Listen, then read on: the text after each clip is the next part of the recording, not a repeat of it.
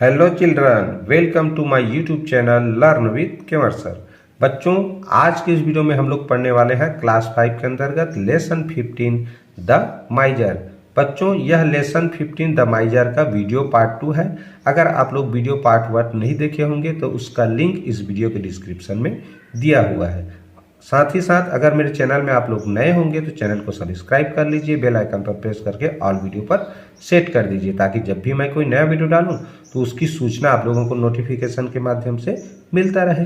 साथ ही साथ एक चीज़ और बता दूं, मेरे जितने भी इंग्लिश से संबंधित वीडियो हैं सभी में क्लास 5 के सभी लेसन का जो प्ले लिस्ट है, जिसमें आपको अलग से ढूंढना नहीं पड़ेगा। सभी लेसन का जो रीडिंग ट्रांसलेशन है वो सारे वीडियो आप लोगों को उस प्लेलिस्ट के लिंक में मिल जाएंगे। तो अगर आप वो लिंक पाना चाहते हैं तो इस वीडियो के डिस्क्रिप्शन में दिया हुआ है, ठीक है।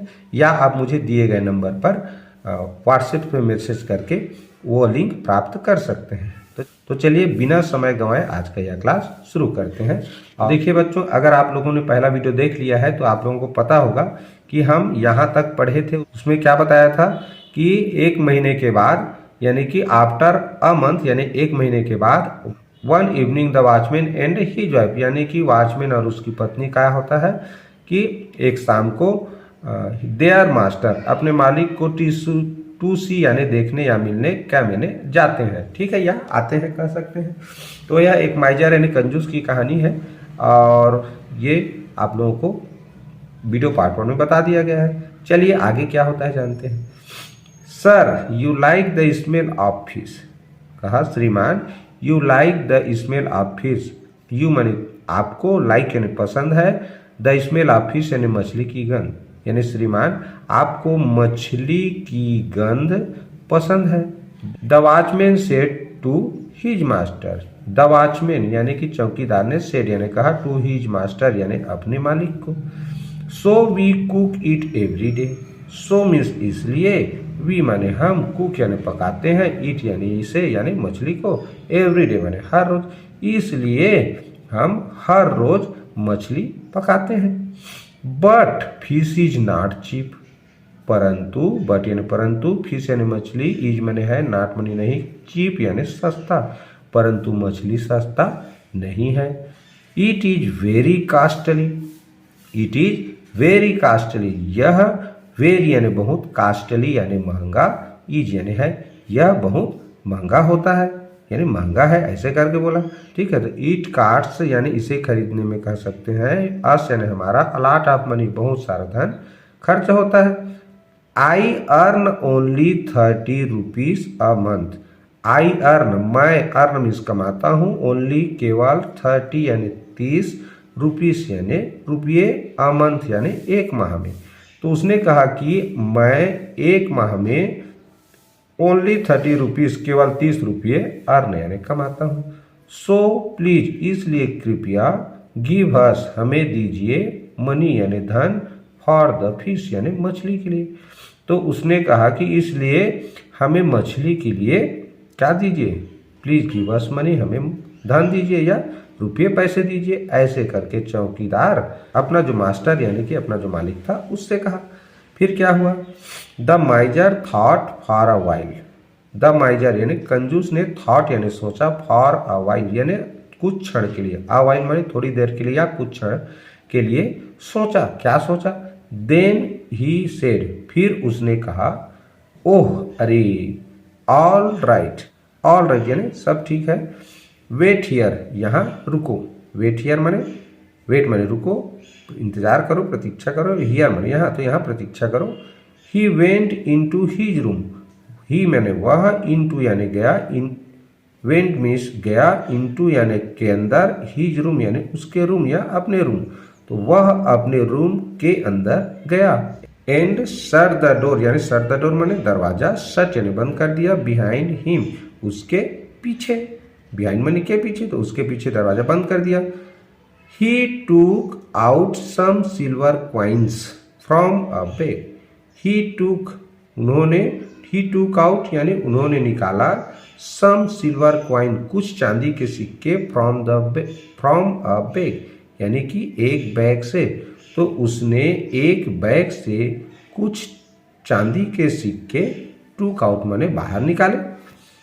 ही dropped them one by one on the floor. He माने उसने, ड्रॉप्ड यानी गिराया, देम यानी उन्हें, देम यहाँ पर सिल्वर कॉइन के लिए लिया गया है ना, ये सिल्वर कॉइन एक नाउन है और देम एक प्रोनाउन है, तो सिल्वर कॉइन जो नाउन है उसके जगह में यहाँ ये देम प्रोनाउन यूज किया गया है, ये भी याद रखना। ठीक, तो उसने उन चांदी के सिक्कों को ड्रॉप्ड यानी गिराया, वन बाय वन एक एक करके, ऑन द फ्लोर यानी फर्श पर, फ्लोर यानी फर्श, ऑन यानी पर, तो उसने फर्श पर एक एक करके उन्हें गिराया।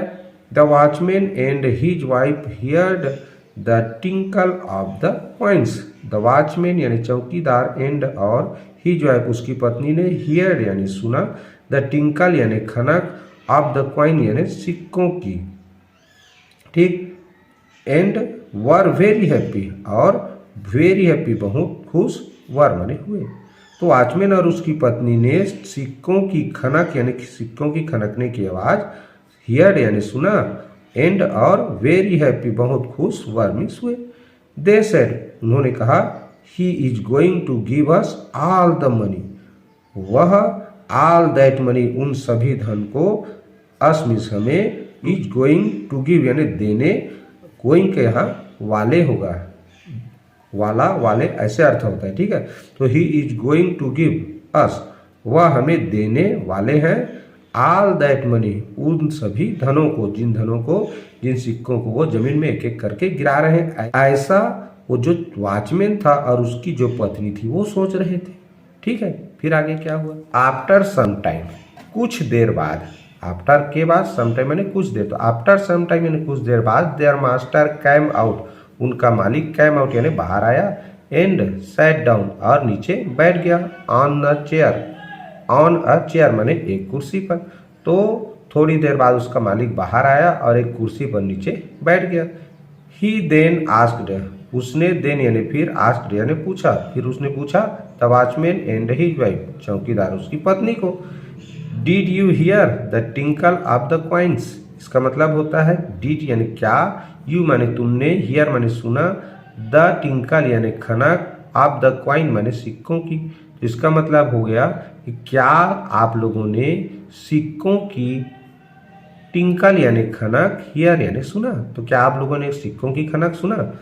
Yes sir we did, yes sir माने हाँ श्रीमान, वी डिड हमने सुना।